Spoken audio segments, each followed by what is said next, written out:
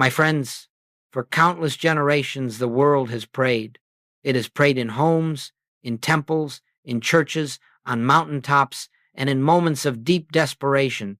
Humanity has prayed in times of war and in times of peace, in sickness and in health, in abundance and in poverty. It has lifted its voice to the heavens and asked for a God somewhere to intervene, to correct, to bless, to rescue. And yet, after all these centuries, after all these petitions, after all these cries to the skies, the world remains largely unchanged in its consciousness. Fear still governs the hearts of men. Lack still torments those who believe they are separate from their good. Illness still claims those who trust in external powers more than the life within them. And so we must ask gently, humbly, sincerely, has the world truly understood what prayer is? Most of what humanity calls prayer is not prayer at all. It is pleading. It is begging. It is reaching outward toward a presence imagined to be far away. It is believing that God must be persuaded, convinced, or awakened to our needs. It is the tragic assumption that God lives elsewhere, listens intermittently, and responds selectively. And it is this assumption, this belief in distance, this illusion of separation, that renders most prayer powerless. The great misunderstanding of prayer is not in the words we use or the rituals we repeat. The misunderstanding lies in the starting point. The moment you pray to God, you have already accepted the greatest untruth, that God is apart from you. You see, my friends, if God were somewhere else, if God were in a distant heaven waiting to be summoned, waiting to be moved by your words, then the entire foundation of spiritual life would collapse. For such a God is not omnipresent, not omniscient, not omnipotent. Such a God is merely a larger version of man, a cosmic ruler who must be petitioned, an external force who must be impressed. But this is not the God Jesus revealed. This is not the God the mystics have known. This is not the God who whispered to Elijah in the still, small voice. And this is certainly not the God whose kingdom is within you. No, the true God, the one presence, the one life, the one consciousness is not a being you call forth. It is the very essence of your being. It is the life that animates you, the intelligence that governs you, the love that sustains you. And until prayer begins with this recognition, prayer remains nothing more than spiritual longing. Let us be very clear. Prayer is not asking God to do something. Prayer is not sending thought outward. Prayer is not trying to reach a higher power. Prayer is the quiet inner recognition of the presence already here. Prayer is turning within, not to bring God closer, but to acknowledge the God who has never left. Prayer is the resting, the yielding, the surrendering into the truth that I and the Father are one. Prayer is not meant to overcome the absence of God. Prayer is the realization of the presence of God. And so, when we gather here today, we do so not to add more words to the sky, not to repeat phrases hoping they will ascend to some distant throne. We gather to correct the very foundation upon which prayer has been built in human consciousness. We gather to release the belief in external divinity and to awaken to the kingdom within. For when prayer begins with separation, it ends in frustration. But when prayer begins with union, it ends in revelation. This is the great misunderstanding the world has carried for centuries, and this is the misunderstanding we will dissolve today. For the moment you stop praying at God and begin praying from God, from the presence, from the oneness, from the truth of your being, everything changes. The entire structure of your spiritual life shifts, and the fruits of prayer begin to unfold naturally, effortlessly, gracefully. Let us begin there by remembering that the God we seek is the God who is already here. My friends, as we move more deeply into this sacred exploration, let us look honestly and tenderly at why so many prayers offered with sincerity, offered with longing, offered with hope, seem to go unanswered. It is not because God withholds. It is not because God delays. It is not because God judges. It is because most prayer begins in the wrong direction. Humanity has been trained to pray after it encounters a problem. A sickness arises, then we pray. A bill arrives, then we pray. A loved one suffers, then we pray. In other words, we begin with a problem, and from that problem we reach outward for God. This is seeking second. Seeking second means you acknowledge the outer condition first, and then attempt to bring God into it afterward. You see the disease as real, and then invite God to correct it. You see the lack as real, and then beg God to supply it. You see the discord as real, and then plead for harmony. But what happens when we start with the outer condition? We give it authority. We give it substance. We give it reality. And then we ask God to fight the very thing we just established as powerful. This is why prayer fails. Not because God is absent, but because we begin by affirming a power apart from God.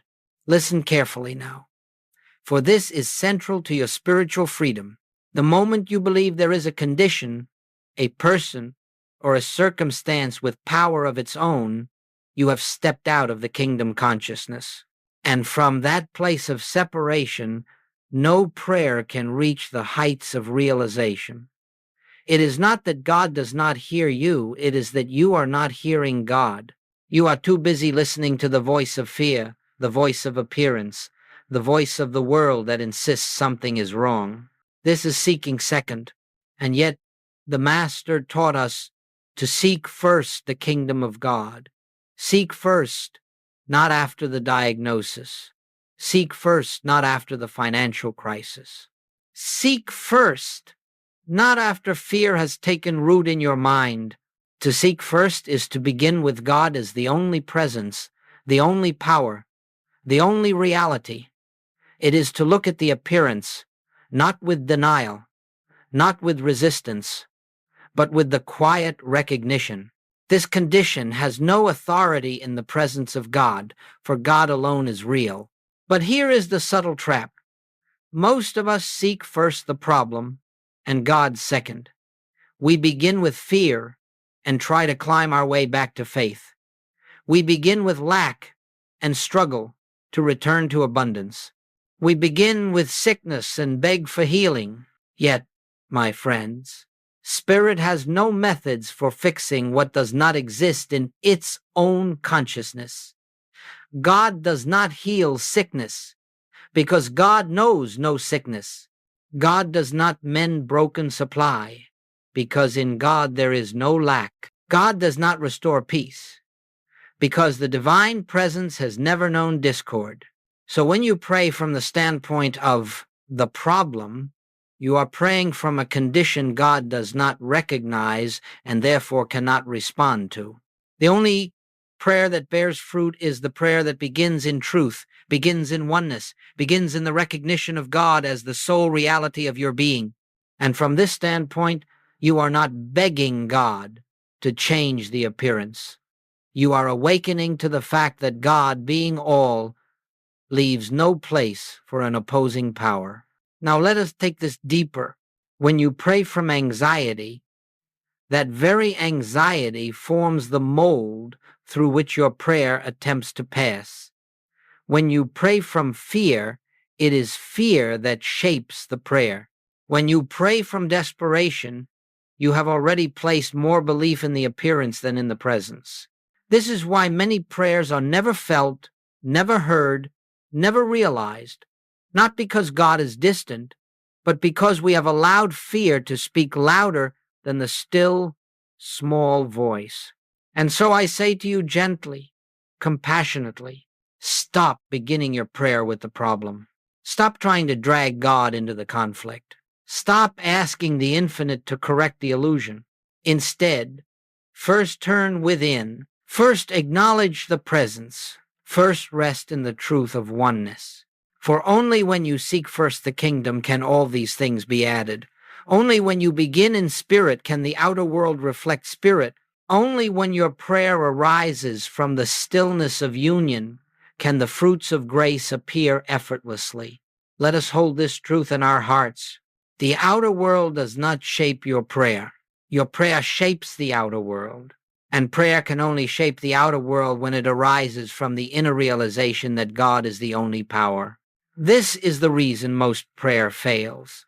Not because prayer is weak, but because the consciousness behind it is rooted in separation. When the consciousness shifts, prayer becomes not a plea but a realization, and that realization is answered in the moment it is recognized. My friends, there comes a moment in every sincere seeker's journey when the old way of praying collapses. The words no longer satisfy. The begging no longer consoles. The outward search loses its appeal. And in that moment, quiet, trembling, unmistakable, something within you begins to awaken. It is the realization that all your seeking, all your pleading, all your striving was built on the assumption that God was somewhere else. And suddenly, gently, you sense the truth rising as softly as dawn. I and the Father are one, not as a verse to memorize, not as a doctrine to defend, not as a belief to cling to, but as a state of consciousness to be lived. This simple statement, uttered by the Master, contains within it the entire secret of spiritual life. For when Jesus spoke these words, he was not describing a privilege granted to him alone. He was describing the nature of every soul, the truth of every being, the foundation of all reality. He was revealing the state of consciousness in which prayer becomes a realization, in which healing becomes effortless, in which supply flows without strain, in which fear dissolves into presence. To say I and the Father are one is to live from the recognition that there is no separation between you and the source of all life. It is to know that the presence that formed you, sustains you, guides you, and breathes you is the very essence of your being. Listen carefully. This realization is not attained through effort. It is discovered when effort ceases. The mind cannot force oneness. The will cannot manufacture union. Belief cannot create what already is. Oneness is not created, it is recognized. And so the great shift, the shift that changes everything, is the inward turning of consciousness from trying to reach God to resting in God's ever-present nearness. It is the movement from seeking God outside to discovering God within. It is the surrender of the belief that God needs to be summoned to the realization that God is the invisible activity of your very life. This shift is not intellectual. It is not emotional. It is not conceptual. It is entirely spiritual. It is the movement from living as a separate self to living as an instrument of the infinite. When you begin to dwell in this consciousness, even faintly, even intermittently, a profound transformation takes place. You begin to sense a stillness within you that is not your stillness but God's. You begin to feel a presence within you that is not your personality but spirit itself. You begin to know, without explanation, that the life you believed was yours alone is actually the life of God expressing itself as you. You no longer ask God to come to you because you realize you cannot be where God is not. You no longer seek God's help because you realize God's help is the very nature of your being. You no longer plead for God's attention because you realize you live in God's attention. And when this recognition dawns, prayer undergoes a rebirth. No longer is prayer an attempt to change God's mind. No longer is prayer an effort to change the outer world. No longer is prayer a transaction between one who lacks and one who provides. Prayer becomes the sacred act of abiding in the truth that God is the only life, the only mind, the only power, the only reality. You rest, and in that rest, the presence reveals itself. You listen not for answers, not for direction, but for the assurance of union. And in that assurance, fear dissolves, anxiety softens, and the still small voice is heard. All that I have is thine. Lo, I am with thee always. My grace is sufficient for thee. This is the consciousness from which Jesus healed, taught, and lived. It was never personal power. It was never human virtue. It was never spiritual superiority. It was simply the clear recognition of oneness. And every word he spoke, every miracle performed, every healing demonstrated flowed from this consciousness of union. And so when you begin to shift from praying to a God somewhere to praying from the presence within, you step into the same stream of consciousness Jesus lived. You enter the same kingdom he revealed. You discover the same truth he taught, that God is not distant, but indivisible from your very existence. This is the shift that changes everything. And from this point forward, prayer will never again be what it once was. It will become a holy communion, a silent resting, a revelation that God and you are not two but one. My friends, now that we have seen the great shift, the turning from separation to oneness, let us enter into the heart of true prayer. For prayer, as the world understands it, is a reaching outward. But prayer, as Spirit reveals it, is an awakening inward. There is a great secret in spiritual life that very few have discovered, though it stands in plain sight in every sacred text, in every moment of stillness, in every whisper of intuition. That secret is this: real prayer is recognition, not asking, not pleading, not affirming, not visualizing. Recognition. Recognition is the silent awareness of what already is God's presence, God's life, God's activity, God's completeness, right where you stand. Recognition is the inner knowing that there is no distance between you and the source of all being.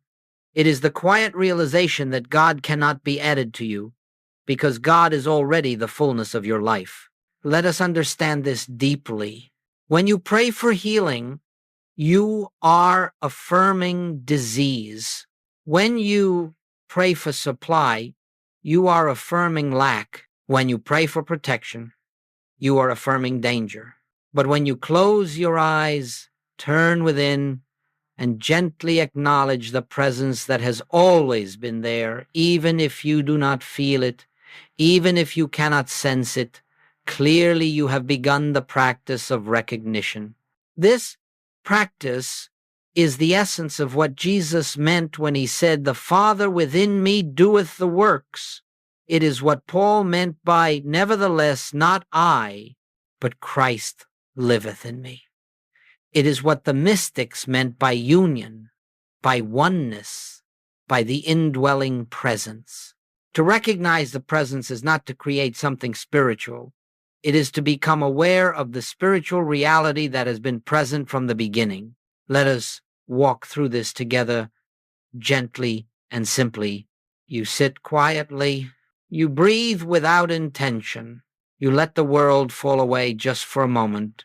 And inwardly, without words spoken aloud, you acknowledge, "Father, thou art here, and because thou art here, nothing else has power." Then you rest. You do nothing more.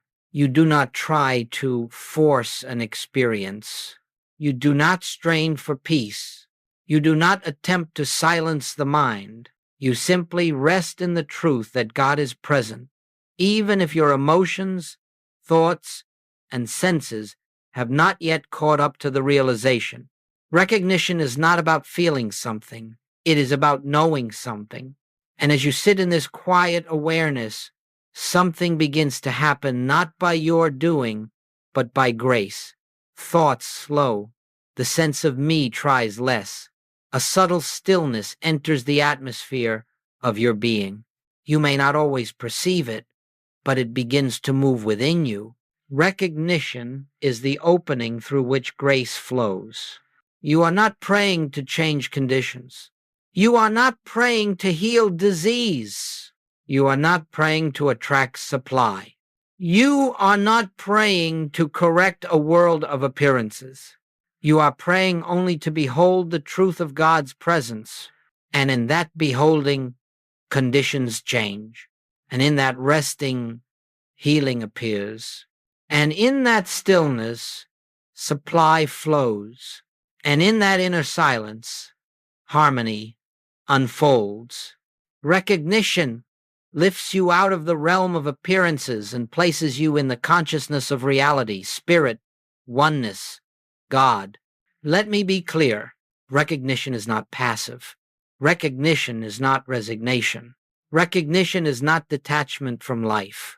Recognition is the highest form of spiritual activity because it is the only activity that acknowledges God as the only presence and power. You are not praying to fix the world. You are praying to see through the world into the spiritual fact behind every appearance. So, how do we practice recognition? We practice it gently, without force, without demands, without expectation. You close your eyes for a few moments and simply acknowledge God is here. God is now. God is the only life. God is the only power. God is the only presence. Then you rest. Then you listen. Then you allow. If the mind wanders, you do not wrestle it back. You simply return to the inner knowing that God is the center of your being. If emotions arise, you do not suppress them. You let them pass through the atmosphere of peace you are cultivating. With time, recognition becomes a habit. With practice, recognition becomes a state. With surrender, recognition becomes your life. This is what Jesus lived. This is what the mystics embodied. This is what Joel Goldsmith discovered through years of silent communion. And this is available to you right here, right now. Make no attempt to perfect it. Make no effort to force it. Let recognition find you in stillness, and you will discover the secret the world has forgotten. Prayer is not the act of reaching God. Prayer is the awareness that God has already reached you. My friends, let us now enter into the sacred reason why recognition, this quiet, resting in the presence, transforms life without struggle, without effort, without manipulation. For there is a law at work in the spiritual universe, a law not understood by the human mind, a law that operates independent of our striving and beyond our reasoning. It is the law of spiritual unfoldment. This law is not human. It is not psychological. It is not based on willpower, intellect, or emotion. It is the activity of God revealing itself through awakened consciousness. When you pray to God, you stand outside this law. You remain in the realm of effect, trying to change conditions by appealing to an external power. But when you pray from the presence, when you begin in the awareness of oneness, of completeness, of divine fullness, you enter the realm of cause. And in the realm of cause, all things unfold naturally, harmoniously, without resistance. Hear this clearly. Spirit acts from within outward, never from without inward. The world teaches that conditions create consciousness. Spirit teaches that consciousness creates conditions. When you rest in the inner presence, you align yourself with the law that governs all creation. You stop trying to shape life according to your fears and begin allowing life to shape itself according to divine order. Praying from presence works because, 1, you are no longer affirming a power apart from God. If you pray for healing while believing in the power of disease, your prayer is divided. If you pray for supply while fearing lack, your prayer is conflicted. If you pray for peace while worshiping anxiety, your prayer is weakened. But when you rest in the truth that God is the only presence and power, the illusion of opposing forces dissolves. In that dissolution, grace flows. 2, you are no longer trying to force spirit to act. Spirit requires no prompting. Spirit requires no convincing. Spirit requires no pressure from you or anyone else. Spirit is always expressing, always unfolding, always revealing itself as harmony, wholeness, abundance, and peace.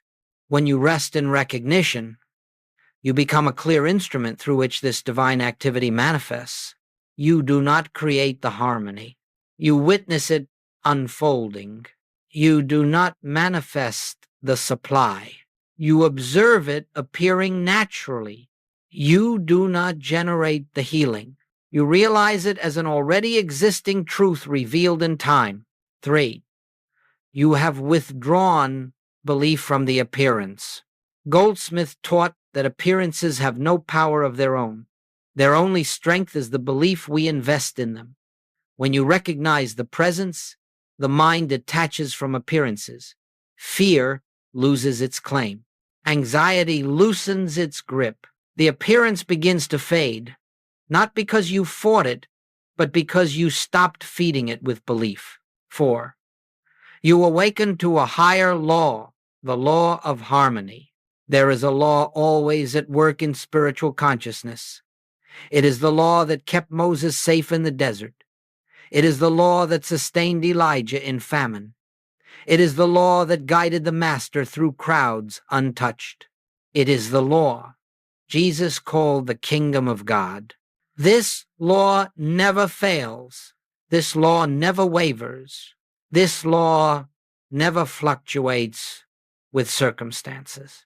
When you pray from presence, you give this law full permission to operate in your life. 5, the sense of a personal self diminishes. It is the personal self, the ego, that fears, struggles, resists, and seeks to control. But as you rest in recognition, the tightness of the personal sense begins to dissolve. You feel lighter, more spacious, more receptive. And into that spaciousness, grace pours. Grace is not something you earn. Grace is not something you deserve. Grace is the natural activity of spirit where the personal sense is quiet. 6, you return to your true identity. When you pray from presence, you are not praying as a troubled person trying to become spiritual. You are praying as the spiritual being who has momentarily forgotten the truth. Recognition restores your true identity, an identity not limited by conditions, not threatened by circumstances, not diminished by appearances. 7, you align with the rhythm of divine unfoldment. Life is not random. Life is not chaotic. Life is not governed by chance. Life unfolds in perfect sequence when we do not interfere with fear, doubt, and resistance. Recognition removes interference. It lifts you into the rhythm of grace. And in that rhythm, healing becomes natural. Supply becomes effortless. Harmony becomes inevitable. Peace becomes constant. So, my friends, praying from presence works not because it manipulates God, nor because it exerts mental force, nor because it uses the mind as a tool of creation. It works because it places you in alignment with reality, with the inner kingdom, with the divine order, always seeking expression through you. The moment you recognize God's presence, something within you and around you begins to shift, not through effort, but through the law of unfoldment, quiet, orderly, certain. This is why the Master taught us to enter the secret place of the Most High. This is why Joel Goldsmith spent hours each day in silent communion, not to make God act, but to witness God's action already taking place. For when you pray from oneness, the work is already done. You need only behold it as it unfolds. My friends, as we walk deeper into the practice of recognition, it is necessary to speak with honesty and tenderness about the obstacles that arise on this path. For though the presence is ever at hand, though God is closer than breath, closer than thought, the human mind does not easily release its ancient patterns of fear, separation, and control. We must understand that the path to spiritual realization is not a straight line. It is more like the unfolding of a flower, slow, gentle, and often hidden beneath the surface. And as with any sacred unfolding, there are moments of resistance, moments of dryness, moments when the mind protests, doubts, and argues. There is no shame in this. There is no failure in this. It is simply the ego's attempt to preserve what it believes itself to be. Let us identify these obstacles with compassion and clarity, so that when they arise, we are not frightened by them, but meet them with understanding. 1. The restlessness of the mind. One of the first obstacles is the mind's inability to remain still. You close your eyes, intending to recognize the presence, and immediately thoughts rush in, tasks, memories, fears, distractions. The mind pulls you outward, away from the inner sanctuary, and insists that the world demands your attention. Do not be discouraged. The restless mind is not a sign you are failing. It is a sign the mind is losing its authority. It knows that if you enter the silence deeply, it can no longer dominate your life. And so it resists, not out of malice, but out of fear of its own dissolution. What, then, is the remedy? Do not fight the mind. Do not wrestle it into submission. Do not attempt to silence it by force. Simply turn within again, and again, and again. Each return to the presence weakens the mind's grip. Over time, the mind learns to sit in the background, quiet, obedient, receptive to the deeper awareness unfolding beneath it. 2. The desire for quick results. Another obstacle is impatience. You begin the practice, you rest in the silence, and then you look eagerly for a sign, for a feeling, for a result. And when nothing seems to happen, the ego whispers, "See, this does not work. You are wasting your time. Go back to your old ways." My friends, let us be gentle here. The desire for immediate results is the old consciousness trying to measure the infinite by the standards of the finite. But recognition does not operate by time. Grace does not follow the calendar. Spiritual realization unfolds in its own rhythm, its own season, its own divine timing.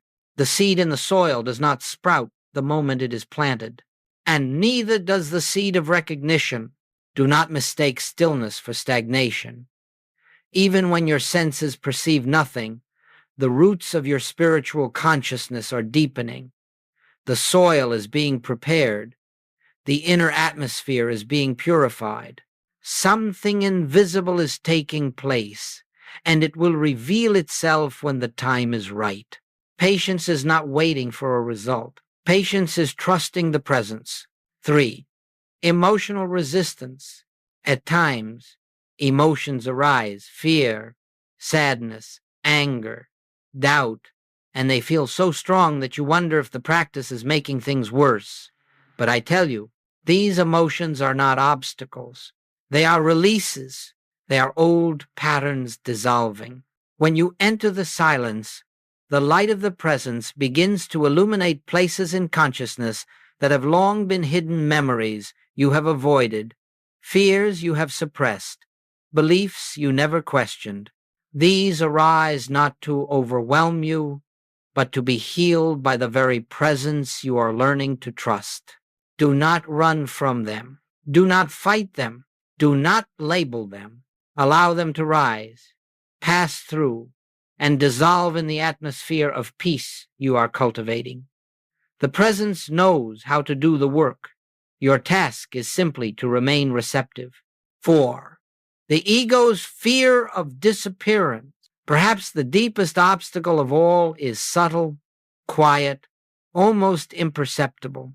The ego senses it is being replaced. It realizes that if you truly recognize the presence as your life, your identity, your being, then the personal self, the small I, the anxious I, the striving I, will no longer be the center of your existence.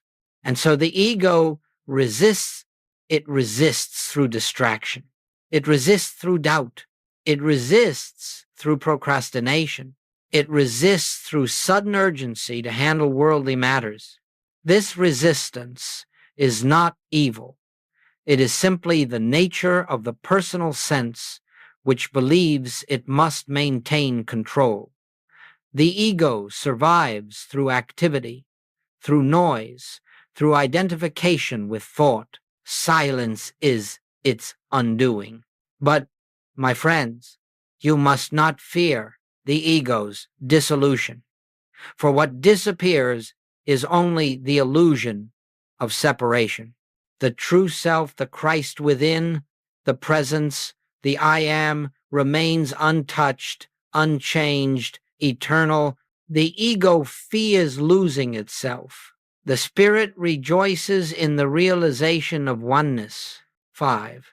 The feeling of nothing happening, one of the greatest illusions on the spiritual path, is the belief that silence is empty.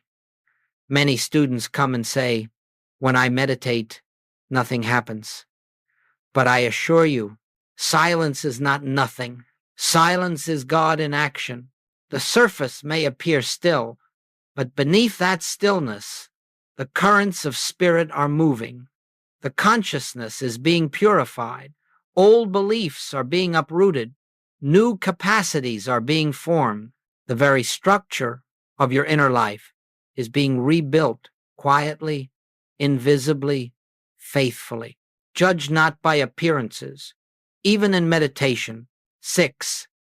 The temptation to return to the old ways when challenges arise, financial strain, illness, conflict. The ego urges you to abandon recognition and return to the world's way of solving problems. Worry, force, control, manipulation. This is the greatest temptation, but if you return to old methods, you are stepping back into the consciousness that created the problems in the first place. The outward struggle continues because the inward recognition has been abandoned. Hold firmly to this truth. Spirit resolves what the personal self cannot. Grace accomplishes what effort never can. Stay with the presence, especially when circumstances insist you cannot afford to. The more the world pulls, the more gently you turn within. My friends, these obstacles are not signs of failure. They are signs of transformation. They appear only because you are entering a new state of consciousness, a state the old self cannot inhabit.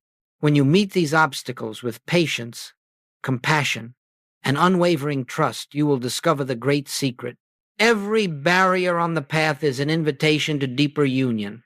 Every resistance is a doorway into grace. Every doubt is a call to return to the presence. And the presence never fails those who enter it.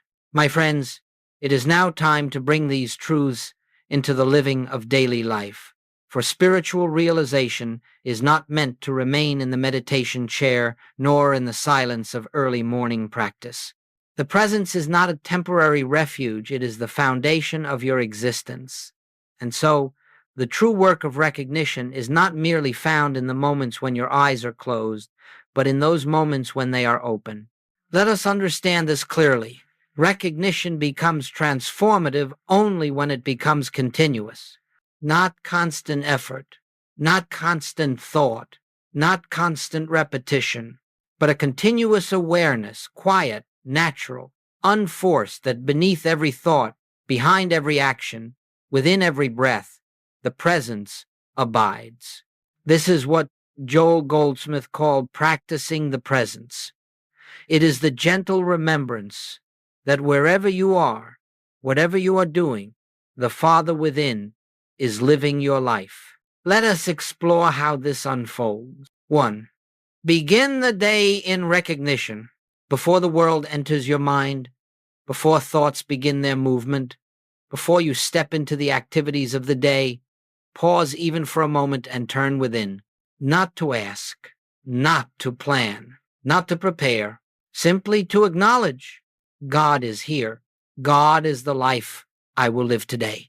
God goes before me. This one moment in the morning sets the tone for everything that follows. You have placed your foot on holy ground before the day begins. You have entered the atmosphere of grace. 2. Carry the inner hum of silence as you move through the day, walking, working, speaking. Let there remain within you a quiet undertone, a subtle awareness that you are not living life alone. This inner hum of silence is the presence. You need not hold thoughts about God. You need not repeat sacred phrases. You need not maintain constant concentration. The recognition may be as gentle as a single breath, as soft as a moment's awareness. The Father is here. This is enough. This opens the door for grace to operate in every circumstance. 3. Turn within before responding.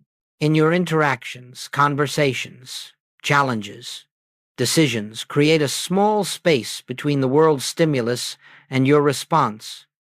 In that space, silently turn within, even for a second, even for half a second. In that brief pause, you are acknowledging, I do not respond as a human being. I respond as an instrument of the presence. This moment of turning changes everything. A potential conflict softens. A misunderstanding clears. A wise answer arises from nowhere. A problem dissolves without being solved. You discover that your wisdom is not required, for the divine wisdom acts the moment you make space for it. 4. Recognize the presence in others. Perhaps the most transformative aspect of practice is remembering that every person you encounter, stranger, friend, family, adversary, is an expression of the same one presence that lives within you. Do not relate to their personality. Do not react to their behavior. Do not be disturbed by their moods. Look through the appearance and silently acknowledge the Christ is the truth of you, not spoken aloud, not imposed on them, simply held within your own consciousness. This recognition lifts relationships into a higher atmosphere. It dissolves fear, resentment, and judgment. It opens the way for harmony to replace conflict, love to replace tension, peace to replace separation. 5. Infuse ordinary actions with awareness. It does not matter what the activity is: walking, eating, working, resting. Every action becomes a spiritual activity when you recognize the presence within it. You do not make the action spiritual, the presence already is. You simply become aware of that truth. This is how life becomes prayer. This is how movement becomes meditation. This is how ordinary moments become holy. Recognition is not added to life. Recognition reveals the sacredness already there.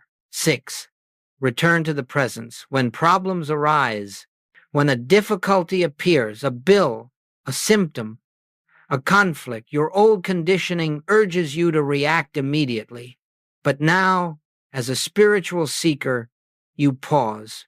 You turn within. You recognize the presence is here. The presence is the only power The appearance has no authority. Then, from that inner foundation, you take whatever practical steps are required. Turning within first resets the entire atmosphere. It dissolves the fear that clouds judgment. It opens the channel for divine intelligence to guide your actions. It prevents you from acting out of panic and allows you to act out of peace. 7. Let the day close in silence. As the day ends, return once more to the secret place. Not to review the day, not to judge yourself, not to seek results. Simply to acknowledge, through this day, thou hast lived thy life through me, and then rest. This closing recognition dissolves the accumulated noise of the day and prepares consciousness for the deeper work that takes place in sleep, a time when the presence continues its activity even without your awareness. 8. Allow recognition to become your identity. At first, the practice of recognition feels like something you must remember to do, but over time, something profound occurs. Recognition becomes natural. Recognition becomes effortless. Recognition becomes who you are. You are no longer a person turning toward God. You are a consciousness through which God is expressing. This is the transition from practice to realization, from seeking to abiding, from effort to grace. My friends, integrating recognition into daily life is not about maintaining a spiritual discipline. It is about awakening to the truth that the presence is already living every moment of your life. When you turn within, moment by moment, you are not creating God's activity, you are becoming aware of it, and in that awareness, life begins to flow in a new rhythm, a quieter rhythm, a clearer rhythm, a rhythm of grace, harmony, and effortless unfoldment. This is living from the kingdom. This is living from the presence. This is living the infinite way. My friends, as we come to this sacred moment in our journey together, I wish to speak of the great turning point, the shift in consciousness where everything begins to change. Not gradually, not partially, but wholly and profoundly. It is the moment when prayer ceases to be an act and becomes a state. It is the moment when God ceases to be a concept and becomes an experience. It is the moment when life ceases to be a struggle and becomes an unfoldment of grace. This turning point is not marked by fireworks, nor by extraordinary visions, nor by dramatic emotional release. It comes quietly, as all things of spirit do. It comes naturally, like the dawn, lifting the darkness not with violence, but with inevitability. It comes when your consciousness has been gently prepared through recognition, through surrender, through resting in the presence. And when it comes, you know it, not by feeling, not by signs, but by a deep inner certainty that does not depend on the mind. Let us explore this sacred transition. 1. Prayer no longer begins with desire. At first, prayer arises from need, from fear, from lack, from longing, but at the turning point, prayer no longer begins with seeking anything. Instead, prayer begins with being in the presence, being aware of the presence, being surrendered to the presence. You no longer enter prayer to get answers. You enter prayer to dwell in truth. You no longer pray to change outer conditions. You pray because the inner presence draws you. Prayer becomes communion wordless, formless, without agenda. In this communion, the mind grows still. The heart softens. The personal self disappears. And you discover that prayer is not something you do. Prayer is something God is doing in you. 2. You realize that God is not separate from your consciousness. In the early stages, God is above, beyond, or apart. We think in terms of reaching upward or inward to find God. But in the turning point, a great revelation dawns. God is the very consciousness with which you are seeking God. You realize that the presence you are recognizing is not merely near you, but is the very awareness that is recognizing it. This is the great mystical truth. The one who seeks is the presence itself. The eye that prays is the eye of God. There is no longer you and God. There is only God appearing as you. This realization is the doorway to freedom. 3. Life becomes guided, not managed. Before the turning point, life feels like something you must handle, control, protect, and direct. Your mind works tirelessly to arrange outcomes, manage relationships, and secure your future. But once communion is established, something miraculous occurs. You stop guiding life. Life begins to guide you. The inner prompting becomes unmistakable. The flow becomes natural. The tension that once dominated your days dissolves. You no longer plan your life according to fear. You respond to life according to divine impulse. This is grace in action. This is the effortless direction of spirit. 4. Problems lose their power. A remarkable shift takes place at this point. What you once called problems no longer hold the same authority. They no longer appear as threats. They no longer disturb your peace. They no longer define your state of being. You may still see them, but something in you knows they are not real in the spiritual sense. You begin to understand why Jesus could sleep through storms, why he could walk unharmed through crowds, why he could face the world without fear. The presence within you becomes more real than the appearances around you. You look at difficulties and know these are shadows upon the screen of the world.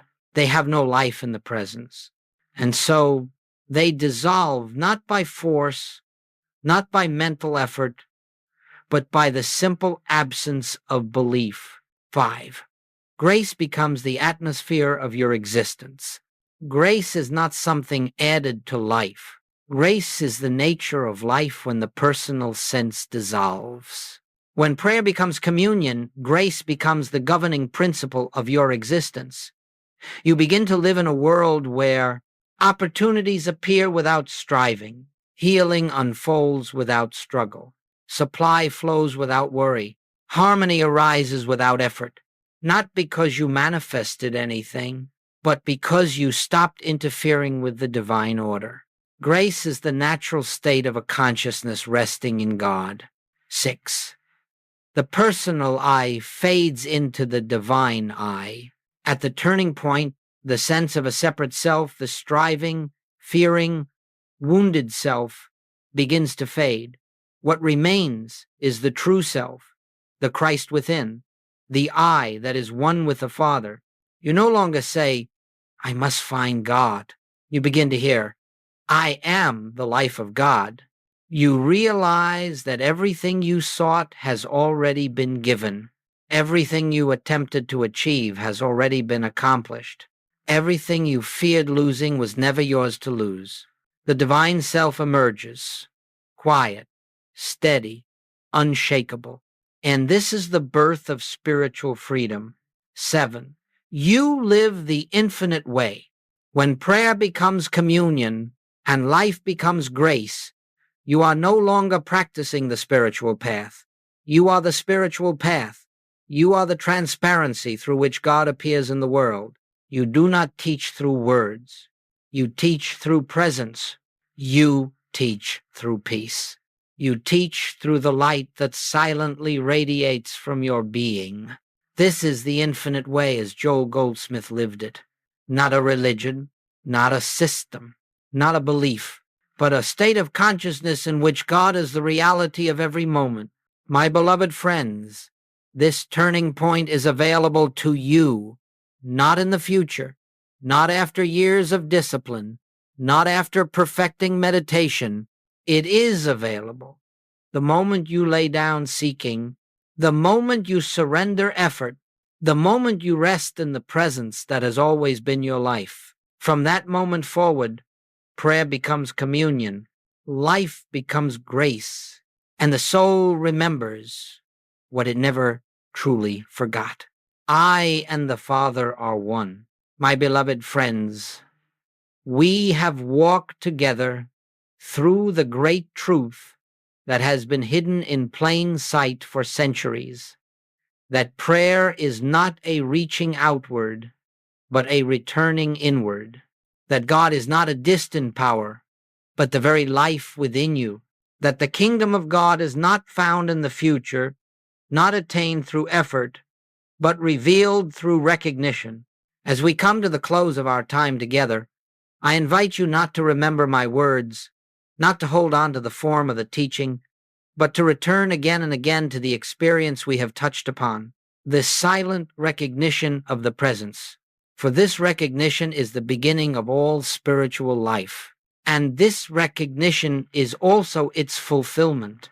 You stand now at the threshold of a new way of living, a way not governed by fear, a way not driven by desire, a way not shackled by the belief in separation. You stand at the doorway of a life lived in grace. 1. You now know where God is found.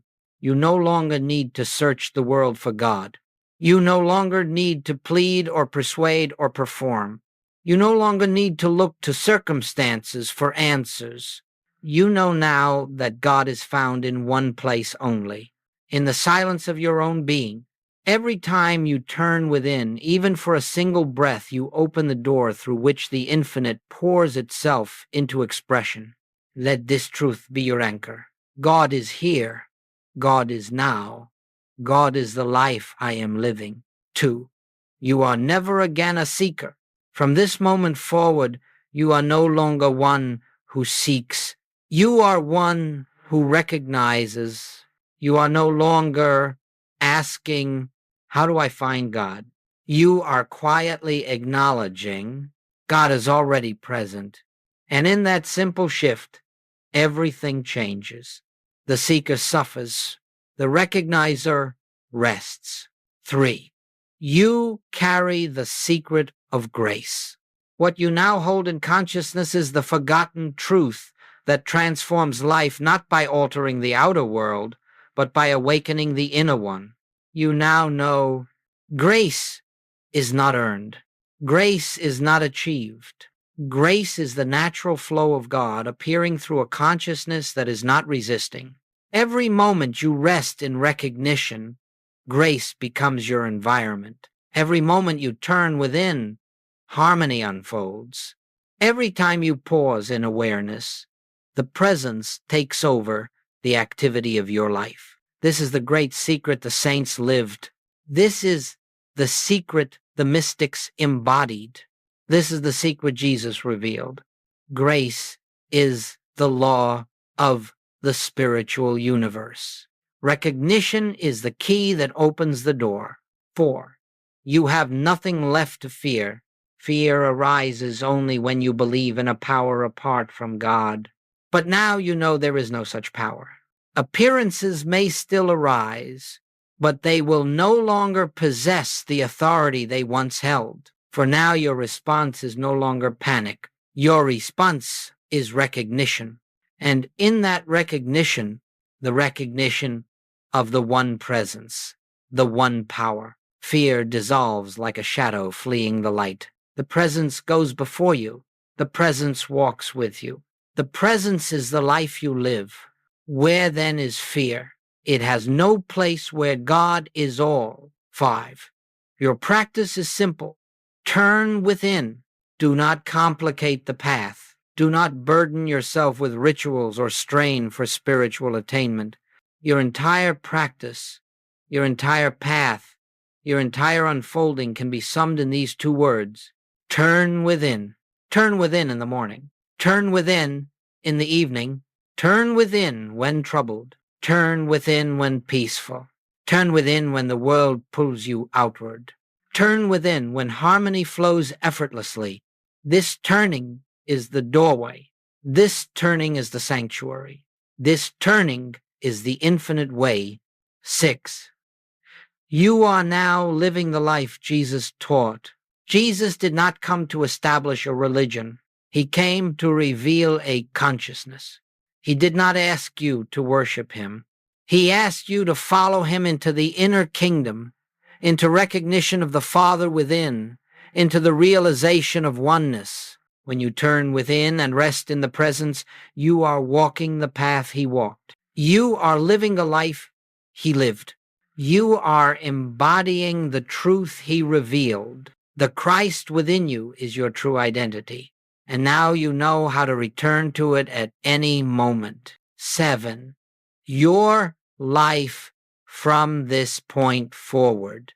As you leave this teaching and return to the activities of your day, know that you are not returning as the same person who began this journey.